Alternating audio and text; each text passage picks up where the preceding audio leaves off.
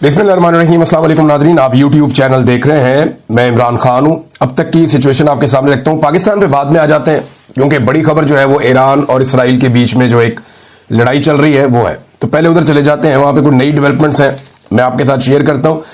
एक तो अब मगरिब को बीच में आना पड़ जाएगा। उसकी वजह यह है कि इसराइल की सांस उखड़ रही है। ऐसा नहीं है कि इसराइल को बहुत ज्यादा जानी नुकसान हुआ है, लेकिन जो इसराइल के साथ हुआ वो इससे पहले कभी हुआ नहीं था। ज्यादा जानी नुकसान तो अब जो है वो हुआ वहां पे ईरान में, और उनके बड़े बड़े कमांडर जो है वो शहीद हो गए हैं। अभी जो लेटेस्ट इत्तलात हैं उनके मुताबिक ईरान के एक बड़े इंटेलिजेंस चीफ जो है पासदारान इनकलाब के इंटेलिजेंस सरबराह मोहम्मद काजमी और उनके नायब, ये दोनों इसराइली हमले में शहीद हो गए हैं। ये अभी लेटेस्ट इत्तला है। इससे पहले ये भी क्लेम किया गया कि यमन के अंदर हौसी जो एक मलेशिया है उसके चीफ, उन्हें भी शहीद कर दिया गया।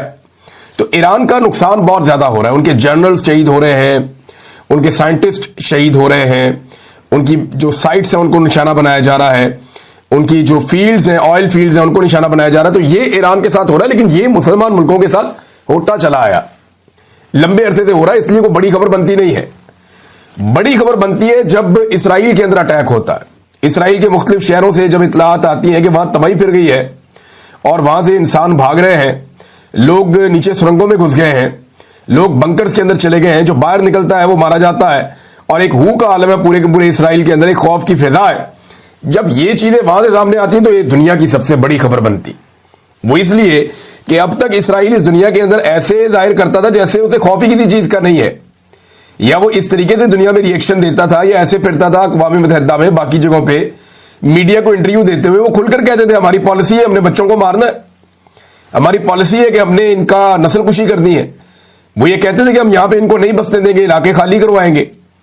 तो वो सारी चीजें जिनको इंसानी हकूक की खिलाफ वर्जियां कहा जाता है वो इसराइल खुलकर करता आया है। बहुत सारी करारदादें इसराइल के खिलाफ आई, बहुत सारा आलमी सतह पर एक्शन लेने की इसराइल के खिलाफ बात हुई, लेकिन जो अमेरिका की और मगरबी ममालिक की एक सपोर्ट है इसराइल के साथ, उसकी वजह से वो ये सारे मामलात आज तक टैकल करता चला आया है। लेकिन इस बात का किसी को भी अंदाजा नहीं था कि इसराइल जब ईरान पे अटैक करेगा तो उसका रद्द-ए-अमल इतना शदीद होगा।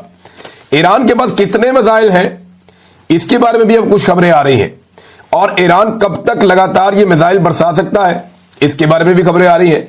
तो पहले तो मैं आपको बता दूं कि ईरान ने ये जो दोबारा अटैक किया है गुज़िश्ता रात, अभी जब आप ये वीडियो सुन रहे हैं तो रात भर ईरान ने फिर से अटैक्स किए हैं, मिसाइल के हमले किए हैं, और बहुत बड़े और तगड़े मिसाइल के हमले किए हैं। उनके मनाजिर जो है वो देखे जा सकते हैं। खासतौर पे गाजा के वो लोग जो हमेशा इसराइल की तरफ ये देखते रहते थे कि वहां से मिसाइल आएंगे और आकर हमारे इलाकों पर गिरेंगे, अब वो पहली मर्तबा विटनेस कर रहे हैं कि कहीं और से मिसाइल आ रहे हैं और वो आकर वहां गिर रहे हैं जहां से मिसाइल आया करते थे। यानी जिधर से मिसाइल लॉन्च होते थे इसराइल से, अब इसराइल के अंदर जाकर मिसाइल गिर रहे हैं, और ये ईरानी मिसाइल है। अगर आप उनकी ऑडियो सुने तो वो अरबी बोलते हैं लोग, और वो बड़े पुरजोश हैं, बच्चे नारे लगा रहे होते हैं, ऊंची ऊंची बोल रहे होते हैं, बल्कि उन मिसाइलों को वेलकम कर रहे होते हैं जो जाकर इसराइल में गिरते हैं। यानी यहां मैं वीडियो देख रहा था तो उसके अंदर ये लोग ऐसे देख रहे हैं मिसाइल गिरते हुए कि जैसे उनकी सारी नेक तमन्नाएं, दुआएं, उनकी सारी विशेज उन मिसाइलों के साथ है कि रास्ते में तबाह होने की बजाय वो मिसाइल जाए और जाकर अपने टारगेट को हिट करें। तो जब जब कोई टारगेट पे जाकर मिसाइल गिरता है, चाहे बैरूत से लोग देख रहे हैं, चाहे लोग खड़े होकर देख रहे हैं गाजा से, वो फिर उसको सेलिब्रेट करते हैं, वो उसके ऊपर अल्लाह अकबर के नारे लगाते हैं। तो यहां क्योंकि एक रिफ्ट पैदा हो चुकी है इस रीजन में, और एक लगातार लड़ाई इसराइल और इस खित्ते में बाकी जो मुसलमान लोग हैं उनके बीच में चल रही है, स्पेशली गाजा और बैरूत पे जैसे ये अटैक करते हैं, दीगर जगहों पे करते हैं, तो इसकी वजह से एक रिफ्ट है और वो अब नजर आ रही है। यानी हमने ये मनाजिर भी देखे हैं कि जब कभी गाजा के अंदर आकर बम गिरते थे तो इसराइल में पहाड़ियों पर बैठे हुए बहुत सारे इसराइली लोग जो है वो सीटियां बजाते थे, तालियां बजाते थे, खुश हो जाते थे। अब उसी तरह के मनाजिर हम दूसरी तरफ से देख रहे हैं कि वहां से भी लोग नारे लगा रहे हैं, नारे तकबीर बुलंद कर रहे हैं, खुश हो रहे हैं, बाद लोग सीटियां बजाते हैं, और वो उसी तरह महसूस हो रहे हैं जैसे उनकी अपनी तबाही के ऊपर इसराइल के लोग महसूस होते थे। तो ये पूरा खित्ता एक जंगी जनून की लपेट में है, और ये मामला अभी इस दफा तो इसराइल ने शुरू किया, और नॉर्मली ये इसराइल ही शुरू करता है क्योंकि वो गाजा को खाली करवाना चाहता है। अक़वाम मुत्तहिदा की करारदादें आप उठा लें, जितनी भी बातें आज तक आलमी सतह पे हुई हैं, यूरोपीय यूनियन के आप उठा लें डॉक्यूमेंट्स, वो भी यही कहते हैं कि इसराइल ज्यादती कर रहा है, ज्यादती बंद करे। फलस्तीन को तस्लीम करने के बारे में कुछ और ममालिक जो है वो इस बारे में सोच रहे हैं कि उनके साथ जो जुल्म और जबर हुआ है, अक़वाम मुत्तहिदा की रोजाना की बुनियाद पर रिपोर्टें आती हैं कि उनको इमदादी सामान नहीं जाने दिया जा रहा। तो ये बहुत सारी चीजें हैं। अब इसमें नाजरीन जो ईरान है उसकी जानिब से एक वार्निंग मैं सुन रहा था, और वो वार्निंग बाकायदा जारी की गई है। वार्निंग ये है कि मकबूजा इलाकों के रिहायशियों के लिए ये वार्निंग है। अब ये मकबूजा इलाके वो कहते हैं जो इसराइल के एरियाज हैं। ईरान का ये मानना है कि ये इसराइलियों की अपनी जगह नहीं है, ये वहां फलस्तीनियों की जगह है, वो इसके मालिक है और उनसे ये जगह छीनी गई है, तो ये लोग काबिज हैं, वो इन्हें मकबूजा कहते हैं। मकबूजा इलाकों के रिहायशियों के लिए वार्निंग है। बेयारो मददगार, करप्ट और मुजरिम नेतन्याहू सरकार ने फिर से जारहियत की है। उसकी गलतियों का नतीजा तबाहकुन निकलने वाला है। बच्चों के कत्लेआम करने वाले मुजरिम रजीम को सबक आमोज और अफसोसनाक रद्देअमल देने के अलावा अब कोई चारा नहीं बचा। ईरान के बहादुर और ताकतवर मुसल्लह अफवाज के पास कोई और रास्ता नहीं बचा। बहादुर ईरानी जंगजुओं के तबाहकुन जवाबी हमलों का दायरा मकबूजा इलाकों के तमाम हिस्सों पर मुहित होगा। ये वार्निंग दे रहे हैं कि आने वाले वक्त में हम जितने मकबूजा इलाके हैं उन तमाम के ऊपर अब अटैक करने जा रहे हैं। आने वाले दिनों की ये वार्निंग है, मकबूजा इलाके खाली कर दिए जाएं क्योंकि मुस्तकबिल में आपके रहने की ये जगह नहीं बचेगी, और यानी ये जगह इस काबिल ही नहीं होगी कि आप यहां पे रहें, लिहाजा इलाका आप खाली कर दें। हालिया रातों में ये तजर्बा या जो भी हालिया रातों में अटैक किया गया ईरान की जानिब से, वो हसास इमारतों और अहम अहदाफ तक महदूद रहा है। जो मौजूदा रजीम के अहम अहदाफ है वहां तक महदूद रहा है, लेकिन अब ये हमले शिद्दत इख्तियार करेंगे। अब ये बता रहा है ईरान के जनाब अब हम हमले का दायरा बढ़ाने वाले हैं, लिहाजा सिविलियन यहां से निकल जाएं और जाएं। और यहां पे जो रजीम है नेतन्याहू का, ये बड़ा जालिम है, ये बच्चों को कत्ल करता है और अब इन्हें इसका सामना करना पड़ेगा। और ये लड़ाई इसराइल ने शुरू की है, जिसके नतीजे में जारहियत के नतीजे में हमारे पास कोई रास्ता नहीं है इसका जवाब देने के अलावा। तो ये है नाजरीन ईरान का मौक़िफ़। दूसरा, मैंने आपको बताया था कि बाकायदा जो सुप्रीम कमांडर हैं उन्होंने ये कह दिया ईरान के कि जनाब हम तो अब एटम बम बनाएंगे, अगर आप बना सकते हैं, आप रख सकते हैं, तो हम क्यों नहीं रख सकते? आपके पास अगर तबाही फैलाने वाले हथियार हैं तो हमारे पास क्यों नहीं हो सकते? आप होते कौन है ये फैसला करने वाले कि हम क्या रखेंगे और क्या नहीं रखेंगे?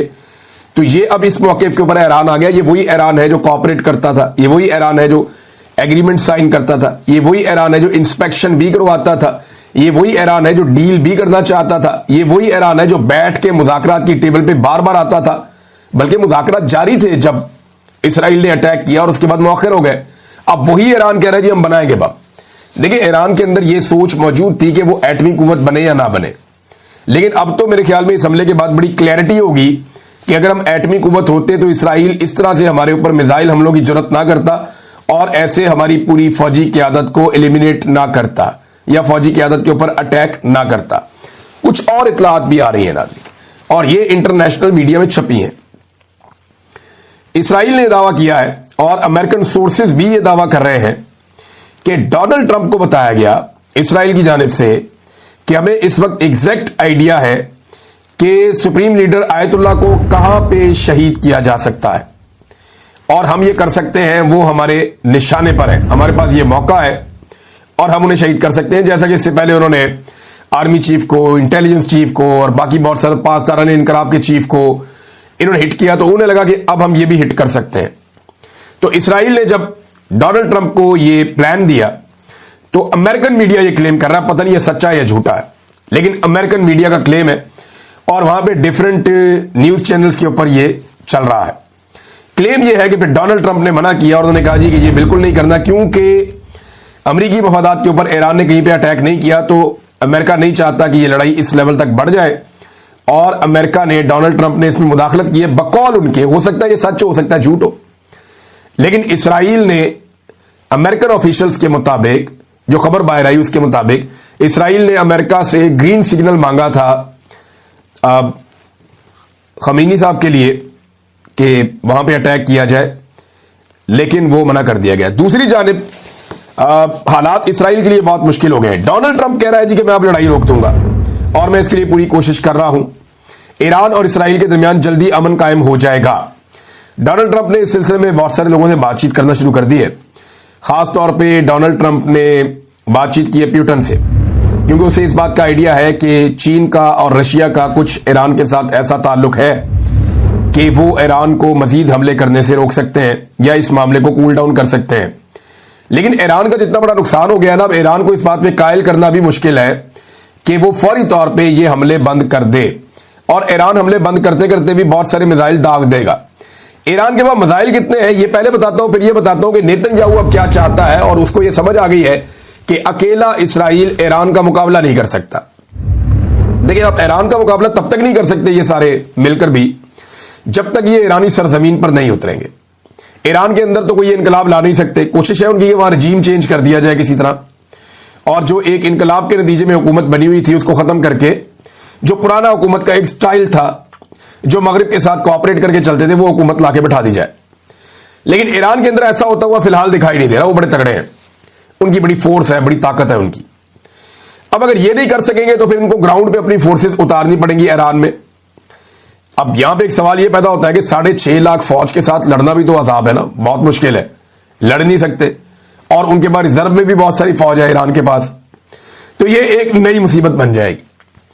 हाँ, ये जरूर हो रहा है कि इसराइल अपने टारगेट्स अचीव करता चला जा रहा है एक एक करके ईरान में।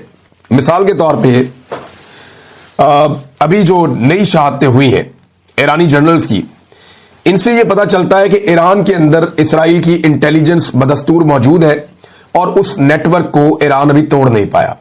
ईरान को हर हाल में इसराइली इंटेलिजेंस को नाकाम बनाना पड़ेगा। अब चाहे वो डिजिटल फुटप्रिंट के जरिए आते हैं, चाहे वो किसी और तरीके से आते हैं, टेक्नोलॉजी के जरिए आते हैं, या ह्यूमन रिसोर्स उनके ऐसे हैं जिनके देखो ह्यूमन रिसोर्स के बगैर ये मुमकिन नहीं है। जब तक ये जमीनी मदद ना हो तब तक आप इतने बड़े टारगेट अचीव कर नहीं सकते। तो इसराइल का जो नेटवर्क काम कर रहा है ईरान में, ईरान को उसको तोड़ना पड़ेगा। वो उसको तोड़ने में अभी तक कामयाब नहीं हुआ। आप देखें ना, अमेरिका के पास भी सारी टेक्नोलॉजी थी, लेकिन मुल्ला इब्राहिम सदर को वो 20 साल तक उनका ख्वाब ही रहा कि हम पकड़ लें या मार दें, नहीं कर सके। बहुत सारे और तालिबान कमांडर थे, मुल्ला उमर काबू नहीं आए उनके। उसामा बिन लादेन पाकिस्तान आ गए, यहां पे आके उनके ऊपर अमेरिका ने अटैक किया। अफगानिस्तान में जब तक वो था उसामा बिन लादेन काबू नहीं आया। बहुत सारे और तालिबान कमांडर हैं, हक्कानी है, पूरा उनका नेटवर्क है, और दीगर तालिबान है, वो कभी काबू नहीं आए। अमेरिकन ने बड़ी कोशिश की, नेटो ने बड़ी कोशिश की, लेकिन वो ये समझ गए थे कि हमने किस तरीके से अपने आप को छुपाना है। उनकी इंफॉर्मेशन लीक नहीं होती थी, जबकि ईरान में इंफॉर्मेशन लीक होती है। उसकी वजह यह है कि ये एक मुनज़्ज़म फोर्स है ना, टेक्नोलॉजी है वो भी इस्तेमाल करते होंगे, और साथ ह्यूमन इंटेलिजेंस का एलिमेंट भी होता है। तो ये जरा डिफरेंट है, सिचुएशन डिफरेंट है, लेकिन फिर भी ईरान को ये चीजें मैनेज करनी पड़ेंगी। अच्छा, अब नेतन्याहू के पास क्या ऑप्शन है? देखिए, अमेरिका तो चाह रहा है कि जंग रुक जाए, यूरोप इसके अंदर पड़ गया है, बरतानिया ने, फ्रांस ने और जर्मनी ने ऑफर कर दिया कि आए बैठे मुज़ाकरात करते हैं, जंग बंद कर दें। जो ईरान के इत्तेहादी है उनके साथ राब्ते किए जा रहे हैं, तुर्की से राब्ता किया जा रहा है, पाकिस्तान से राब्ता किया जा रहा है, बाकी मुल्कों से, सऊदी अरब से, कि किसी तरह चीजों को कूल डाउन करे। जबकि जो मुसलमान मुल्क है वो पूरी कुव्वत से ईरान के साथ खड़े, हथियारों के साथ तो नहीं खड़े, फिजिकली तो नहीं जाके लड़ रहे, लेकिन वो इखलाकी नुक्ता नजर से वो ईरान को कह रहे हैं जी आपके साथ गलत हुआ, आपके साथ ज्यादती हुई, आप जो कर रहे हैं हम आपकी सपोर्ट कर रहे हैं इसमें, क्योंकि इसराइल ने आपके ऊपर पहले अटैक किया, उसने जुल्म किया, उसने जबर किया, वो जिम्मेदार है, उसके ऊपर आप जवाब दे दें।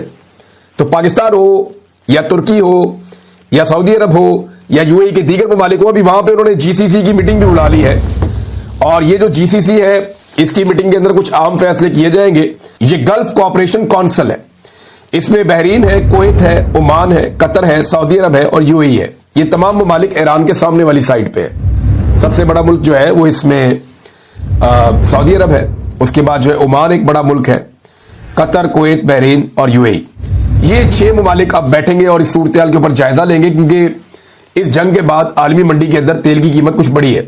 लेकिन जैसे ही तेल की कीमत बढ़ी तो पाकिस्तानी गवर्नमेंट ने बिल्कुल इंतजार नहीं किया और फौरी तौर पे पाकिस्तानी अवाम के लिए तेल की कीमत बढ़ा दी। यानी लगभग कोई 5 रुपए के आसपास, 4 रुपए 80 पैसे इन्होंने पेट्रोल की कीमत बढ़ा दी है, और 7 रुपए 95 पैसे, लगभग 8 रुपए इन्होंने डीजल के ऊपर कीमत बढ़ा दी है। अंदाजा करें, गुज़िश्ता कई महीनों से लगातार आलमी मंडी में पेट्रोल की कीमतें नीचे जा रही है और पाकिस्तान की अवाम को पाकिस्तान की हुकूमत रिलीफ नहीं दे रही। लेकिन जैसे ही इन्हें पता चला कि आलमी मंडी में अब ऊपर का ट्रेंड है, तो फौरी तौर पे धड़ाधड़ इन्होंने आलमी मंडी के ट्रेंड को फॉलो करते हुए पाकिस्तानी अवाम को जो रिलीफ देना था वो देने की बजाय उनकी जेब से मजीद पैसा छीनने का बंदोबस्त कर लिया है। नाज़रीन, इस्राएली शहरी जो है वो खुद को अब गैर महसूस कर रहे हैं।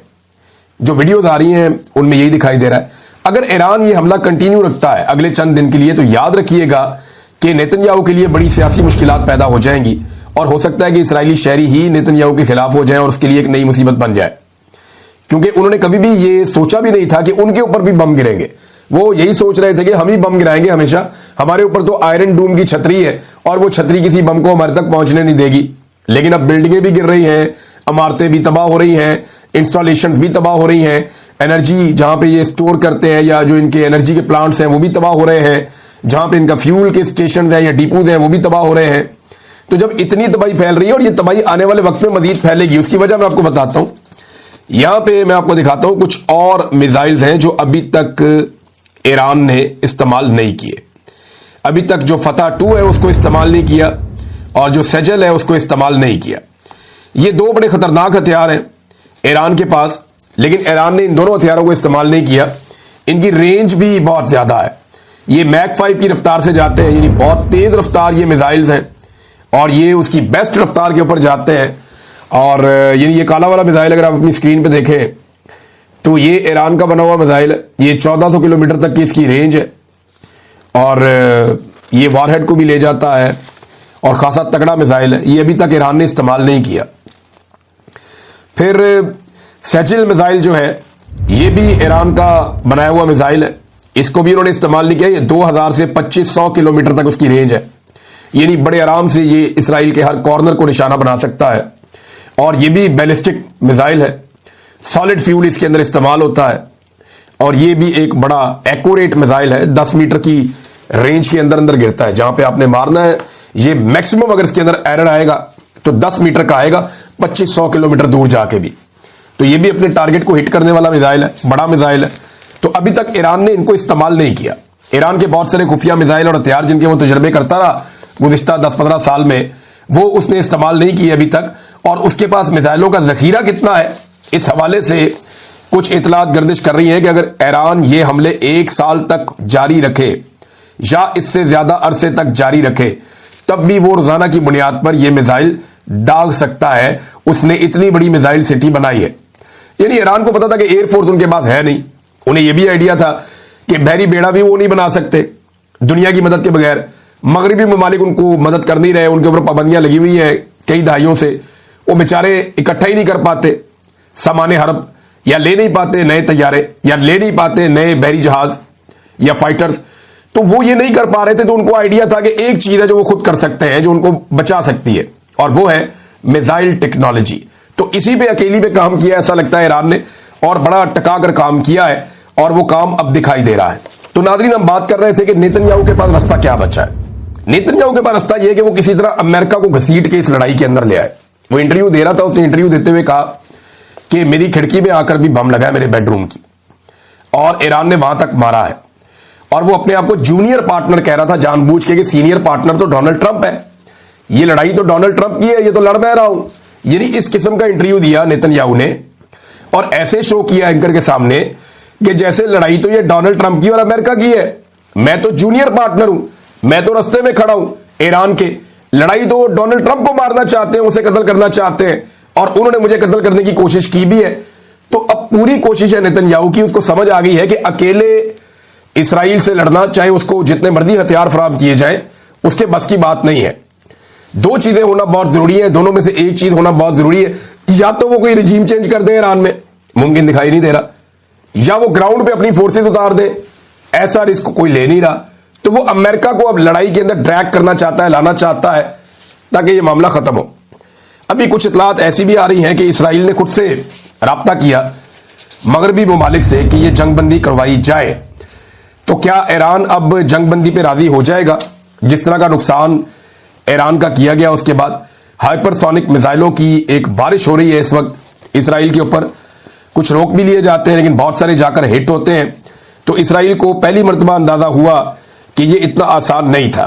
ईरान ने एक और फैसला भी किया है, और ये भी खबरें चल रही थी कि इसराइल के दिफा में जो ममालिक सामने आएंगे, इसराइल उनके अहदाफ को निशाना बनाएगा। मिसाल के तौर पे यहां पे इस खित्ते में बहुत सारे अमेरिकन बेड़े हैं, उनके मरीन्स हैं, उनके बहुत सारे एसेट्स हैं यहां पे, और नेटो के भी लोग हैं यहां पे, दीगर मुल्कों के। तो अगर वो कहीं इसराइल की मदद के लिए उनमें से कोई आता है तो ईरान ने क्लियर कर दिया कि फिर हम उनको निशाना बनाएंगे, हमारे पास कोई और रास्ता नहीं होगा। अब आ जाए नाज़रीन पाकिस्तान की जानिब। मैंने आपको एक खबर दी थी और पाकिस्तान तहरीक इंसाफ के लोगों से मेरा राब्ता हुआ है। उन्होंने ये कहा कि अली अमीन गंडापुर साहब का बयान वाकई गलत है और ये तहरीक इंसाफ और इमरान खान साहब की पॉलिसी नहीं है। इमरान खान साहब की पुरअमन तहरीक को नुकसान पहुंचा सकता है अली अमीन गंडापुर का ये बयान, और इंतजार वो लोग इस बात का कर रहे हैं कि इमरान खान साहब से उनकी मुलाकात हो और वो ये मामला इमरान खान साहब के सामने रखें और उनसे पूछें कि जनाब ये तो गोलियां चलाने की बातें हो रही हैं, बंदूकें लाने की बातें हो रही हैं, तो फिर इमरान खान साहब जो बात करेंगे उसको फिर समझा जाएगा कि वो उनकी जानिब से बयान है।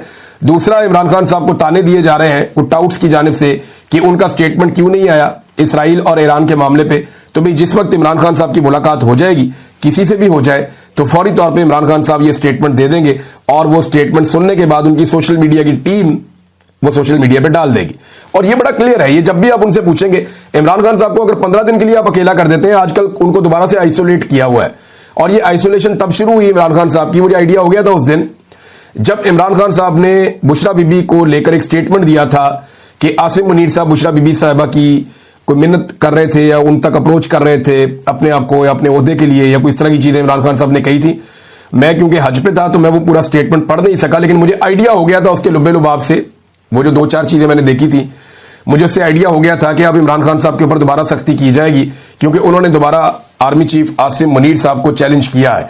और वही हमने देखा बाद में दोबारा से इमरान खान साहब का जो एक खुला बयान आया, उसके बाद इमरान खान साहब को दोबारा से कैद तन्हाई में डाल दिया गया और इतने अहम मौके पर भी उन्हें यह मौका नहीं दिया जा रहा कि वो अपना स्टेटमेंट जारी करें। नाज़रीन, आसिम मुनीर साहब के खिलाफ जो एहतजाज हुआ अमेरिका में, उस पर काफी तशवीश है और उनके हक में जो लोग आए वो सिर्फ 6 लोग थे। बड़ी मैं मोहतात अंदाजे में आपको बता रहा हूं कि ड्राइवर मिला के 6 लोग थे जो आसिम मुनीर साहब के हक में एहतजाज करने के लिए आए थे, जबकि दूसरी जानिब सैकड़ों लोग थे जो उनके खिलाफ एहतजाज करने के लिए आए थे। जो लोग आसिम मुनीर साहब के हक में एहतजाज करने आए थे, मुबैना तौर पे उन्हें पाकिस्तानी सफारत खाने ने जो है वो इंटरटेन किया है, जबकि जो बाकी मुजाहिरीन हैं उनको खौफजदा करने के लिए उनकी फर्दन वीडियोज बनाई गई हैं और उनकी वीडियोज मुख्तलिफ एंगल से बनाई गई हैं ताकि उन्हें खौफजदा किया जाए कि आपको इसके नताइज भुगतने पड़ेंगे। तहरीक इंसाफ ने व्हाइट पेपर जारी किया है मौजूदा हुकूमत के खिलाफ और उनके बजट के खिलाफ, और ये बताया गया तहरीक इंसाफ की जानिब से, आलिया हमजा साहब प्रेस कॉन्फ्रेंस कर रही थी कि 111 कंपनियों को टैक्स की छूट दे दी गई है। इसमें 35 कंपनियां ऐसी हैं जो फौज की हैं। भी अगर आप फौज की कंपनियों को टैक्स की छूट दे देंगे तो बाकी कंपनियां फौज की कंपनियों का मुकाबला कैसे करेंगी? ये तो मुमकिन ही नहीं है। मुकाबले की तो फिजा ही आपने खत्म कर दी। उन्होंने कहा कि जिनमें से 35 कंपनियां फौज से मुंसलिक हैं और सारे का सारा बोझ इन 111 कंपनियों के टैक्स का जो बोझ है वो तनख्वाहदार तबके पर डाल दिया गया है। तनख्वाहदार तबके पर 10% इजाफे का एहसान जितलाया जा रहा है, जबकि दूसरी तरफ 45% लोग खत्ते गुर्बत से नीचे चले गए हैं। आलिया हमजा ने मजीद कहा कि 2022 के बाद से 3 साल पाकिस्तान की 77 साल तारीख के बदतरीन 3 साल है। फैसलाबाद में 1600 फैक्ट्रियां बंद हो चुकी हैं। कॉटन और गंदम समेत हर फसल की कीमत कम हुई है। महंगाई और